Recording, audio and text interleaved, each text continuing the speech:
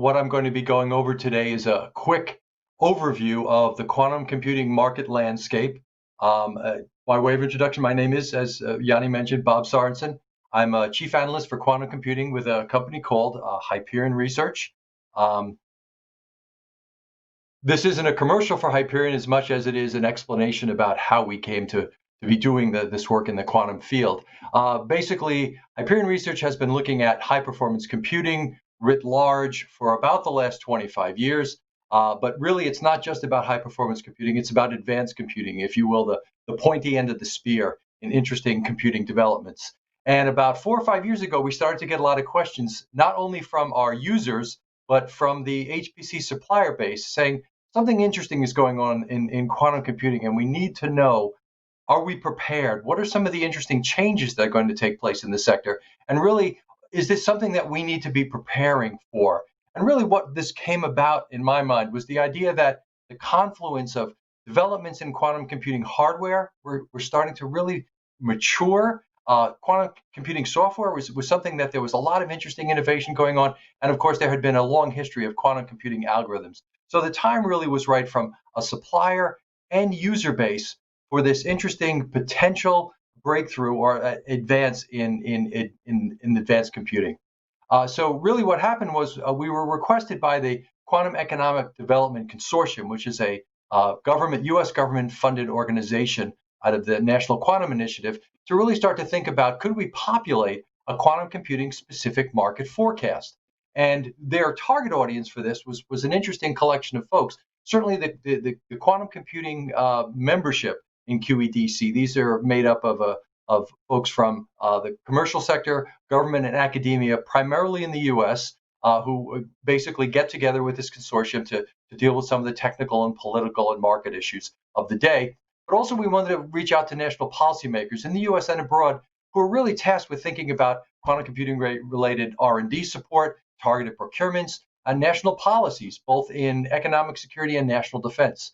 We wanted to reach out to potential quantum computing users because I can tell you there's a lot of questions out there in the community. What does quantum computing mean? How is it going to change my opportunities or my challenges in my existing computing workloads? And how will it augment or open up new horizons in potential new computing applications? And finally, we wanted to talk to commercial funding sources. The idea that right now, quantum computing as a speculative technology depends an awful lot on optimistic funding, if you will. The idea that venture capital and commercial capital have to really start to commit significant resources to fund research because there hasn't been really a virtuous cycle of revenue generation to pay for that funding. So we wanted to make sure that a wide range of folks who touch base with quantum computing had at least some basis of understanding in terms of the potential market.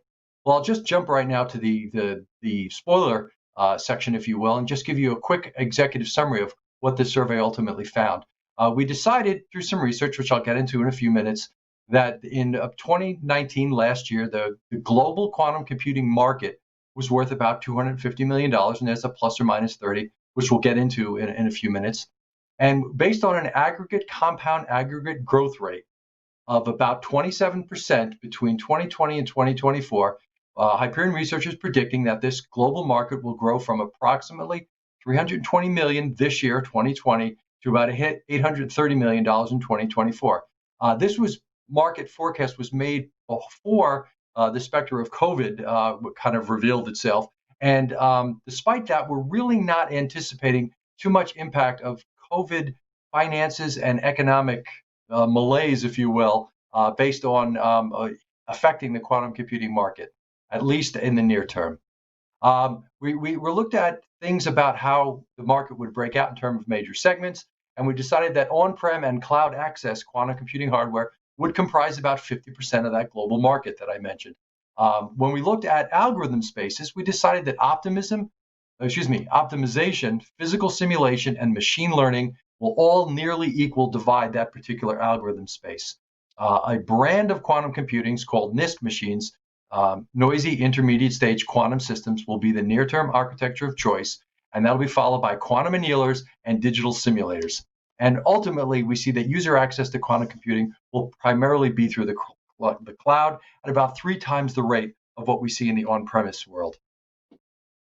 So to kind of dive a little deeper into the project, what we really tried to do was go out and conduct surveys. And ultimately, we talked to about 250 different quantum computing technology suppliers and developers, and also quantum computing buyers and users, because we really wanted to get a sense of what was the thinking going on in the quantum computing sector from both the supply and demand perspective.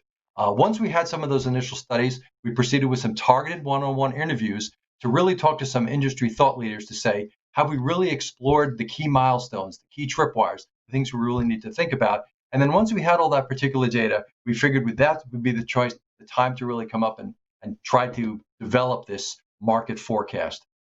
So just to give you some details on the supplier side of this, we interviewed about 131 different quantum computing suppliers, a mix of between academic, commercial, and government. Unfortunately, primarily this was limited primarily to North America. That was because we drew heavily on the QEDC customer list.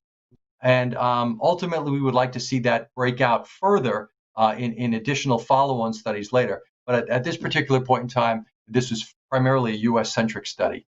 And we asked these, when we talked to these companies, we ultimately ended up getting responses, about 80 responses from 59 unique commercial entities, because some companies responded more than once. And this is kind of a breakdown of the company's revenues from quantum computing that participate in the survey. It's interesting to note here that about half of the companies that we talked to involved in quantum computing right now had total revenues in 2019 of $500,000 less or no sales at all. That really means that half of the quantum computing survey companies out there that we spoke to, of these 59 unique entities, basically had a combined total revenue of about $2 million. But if you sum over all revenue segments that we talked to, this equaled about $180 million in 2019 for these 59 commercial entities. Now, we're not naive enough to assume that we captured the entire universe of all the quantum computing companies that are out there. So we had to make some fundamental assumptions. And we wanted to make these clear to the people that saw the forecast, because if they believe these or don't believe them, they can readjust the estimates. But the bottom line is we did have to make some fundamental assumptions. And so we decided that this particular study covered about 75 to 85% of the US commercial quantum computing revenue base, and that the US currently generates about 70 to 80% of the global commercial QC revenue base. And that's where our plus and minus numbers that we talked about earlier came from. So we ultimately concluded that the global quantum computing market was worth about $300 million. Now, if you remember from my spoiler alert earlier, I said that the market was about 250 million. Well, what we did is we took this 300 million and we started to subtract out what we called feeders to the quantum computing ecosystem. So if a company was supplying, say, cryogenic cooling technology or advanced microwave controllers, things that ultimately contributed to the quantum computing market, but ultimately didn't lead to what you would see as a customer-facing revenue, we subtracted that out. And we decided from our survey that that was worth about $300 million, about $50 million, which brought our number down from 300 million to about 250 million for the 2019 numbers. Besides asking about revenue, we also asked a number of these the companies that participated about what their expectations would be for other portions of the market. As I mentioned earlier, here are some of the survey results. When we asked about the major QC market by segment, you can see that quantum computing hardware was about 29%. Quantum computing hardware and software accessed through cloud was about 22%. And other areas such as quantum computing software, such as middleware and applications, combined to be about 30% of the market. We also asked for similar kinds of segmentations within the market when it came to algorithms, architectures, and access models. So now at least we had, from this particular survey of quantum computing suppliers and technology developers, a sense of exactly how big the market was going to be and how it was going to break out. But ultimately, we decided this really wasn't enough to come up with what we considered to be a credible forecast. So what we did is we conducted another survey, which looked at, as I mentioned earlier, in terms of buyers and users. And here what we did is we went out and we talked to, I think, about 135 different companies. And here we had a little more success going not only in the US, but in the EU and some other regions of the world. I'll show the demographics in a moment. But the key here was we wanted to hit two major groups. Organizations that had already dipped their toe in quantum computing, had some in-house quantum computing capability currently underway, or were interested in doing something like that within the next 2 to 3 years. Now, the other key point to make here is that we didn't highlight just what you would consider to be the advanced computing compute base, typically HPC users. We also wanted to talk to enterprise users as well. Indeed, we wanted to reach out to companies that perhaps heretofore had no experience in high performance computing, yet were interested in exploring the potentials for quantum computing for their existing workloads. So we tried to get a real mix of folks who could answer our questions. And here's some sample demographics. And as you see on the lower left there, you can see that we hit North America and Europe pretty well. I would have liked to see more in the Asia Pacific region.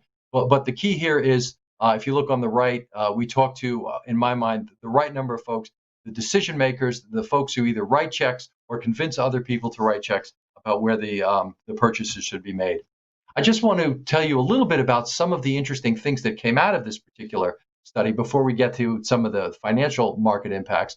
And the first one was we asked folks about minimum performance gains for quantum computing. We said, well, you must have read stuff in the papers. You know that quantum offers some interesting performance advantages, but really, what kind of performance enhancements for your existing and planned workloads would you really want to see for quantum to get you to get involved? And I think the numbers that we got surprised an awful lot of people, because we found that basically about 42% of the people we talked to said they'd only need a 50x or below performance improvement to justify bringing quantum into their existing or planned compute environments. And I find that fascinating because there's so much interest right now in the quantum computing research community about quantum supremacy, the ability to run jobs that are virtually intractable on a classical counterpart. And yet we found that only about 16% of the respondent companies we talked to really even think about quantum computing supremacy as justification.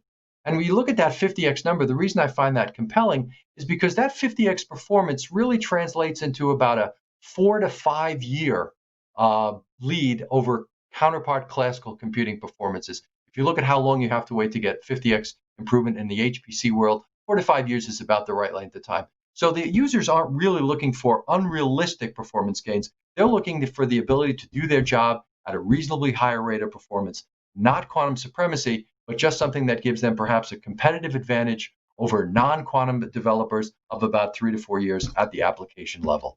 One of the things we asked them about was what are some of the challenges that they think are facing the sector? And it shouldn't come as a surprise to anyone that technical challenges in hardware development, everyone in the user and buyer world is pretty much aware of that. But the other interesting things we found is identifying effective applications for real world use cases were something a lot of people are concerned about when they want to justify bringing quantum computing into their environment. They want to be able to demonstrate near-term return on investment for those key use cases. And they wanted to develop a robust software infrastructure. So it's really not just about the technical issues of quantum, it's some of the financial and more corporate kinds of decision-making processes that some of these users are concerned about when they think about bringing quantum into their environment. Now, getting to their anticipated quantum computing spending plans. This is where we asked a bunch of companies, these 115 companies, what's your budget for quantum today? What's your budget for quantum in 2022 and 2024? And if you look at this chart carefully, and let me just explain it rather quickly, look at the column that says none or very little, and you have those 3 bars there. The way to interpret that is, say, in 2019, the number of companies that say they have no spending in quantum computing is about 37. By 2022, that number dropped to 15, and by 2024, that number was dropped down to about 3. That means that basically by 2024, of the 115 companies we talked to, almost all of them are anticipating some kind of involvement in quantum computing. And if you total up these numbers and kind of work your way through the math, what that comes out to is about a 27% CAGR between 2019 and 2024 from the user perspective. And so really, now that we have that number, we can take the numbers that we have for the revenue base from the supplier side with the compound aggregate growth rate that we got from the buyer side and come up with a market forecast. And really, this is just a notional sense of how that market will grow. We have the revenue base, we have how the markets will segment, and then ultimately we have some of the growth rates. This is not a perfect estimate. Things could change significantly over time. There could be some interesting technology breakthroughs. There could be some new applications or use cases that really bring a particular application to the fore. But ultimately, based on some of the numbers we found, this is one way to represent how the major market segments will break out in the next four years, out to 2024. The values here are in millions, and as you can see, quantum computing hardware and quantum for on-prem installations in some sense, and then quantum computing hardware and software for cloud access by end users are really the two main markets there. And the next slide, we can show some of the other projections that came out of this. I mentioned earlier, we looked at things like architectures and algorithms, and this just gives you a general sense of where some of the markets will be growing over the next 5 years based on the forecast through those 250 different surveys that we did. One of the things that I find interesting on the architectural side is the idea that there is certainly seems to be a vibrant market for not only quantum annealers, but digital quantum computing simulators, the kinds of systems that are being offered today by, say, ATOS with their quantum learning machine, and even Fujitsu that offers basically a digital quantum simulator. There is a lot of interest right now in organizations using digital simulators to validate and verify not only what's going on in quantum computing hardware research, but the ability to explore quantum computing software, algorithms, not only bound for quantum computing hardware, but also for quantum-inspired algorithms that could be run on classical systems as well. So this, in some sense, really expands the range of the kinds of technology that quantum computing can bring to the fore. The one aspect that we didn't measure here, which I really wish we had time to go into, was what I consider to be the growing interest right now in hybrid classical quantum algorithms, where you actually have an iterative process between a quantum computer and a classical system, most usually today a supercomputer, where the application you could take advantage of the quantum capabilities on the quantum side and take advantage of the precision and the memory and the computational capabilities of the classical side in an iterative process to reach an interesting new kind of conclusion or use case. I find that to be very interesting, and I think that's something we're going to be watching closely in the next few years. And the chart on the right just gives you a sense of algorithm space. And it was interesting because I was really surprised how evenly this broke out from both the user and supplier side. The idea that optimization, simulation, and machine learning all will have basically about equal emphasis based on the expectations of the folks who are interested in this. And there really wasn't a lot of suggestion. We asked people about other applications. Did we miss something? Have we actually captured the universe of algorithms? And there really wasn't a lot of additional suggestion about other. So we're pretty confident that at least for the next few years, barring any significant technology breakthrough or hardware breakthrough that changes the advantage of either any of these three options or introduces advantages for a new option, we think that basically there's going to be a pretty even space in terms of algorithm development in the next few years. So what I'm going to wrap up here, and the one thing I definitely want to do is I really want to thank the Quantum Economic Development Consortium for providing the funding, the technical and intellectual support for this particular effort, and particularly Celia Masbacher, who was the deputy director there, who was constantly answering my emails and putting up with all my annoying questions. The QEDC's mission is to enable and grow a robust quantum computing industry. They, as I mentioned earlier, are established under the National Quantum Computing Initiative. And if you want to learn more, go to the website here. Otherwise, I'd just like to point out that I'd like to thank the Q2B conference organizers for inviting me to come back to give this particular presentation. And if you have any questions, feel free to contact me directly. But otherwise, I hope everyone has a good conference and that they enjoy the next couple of days as well. Thank you very much.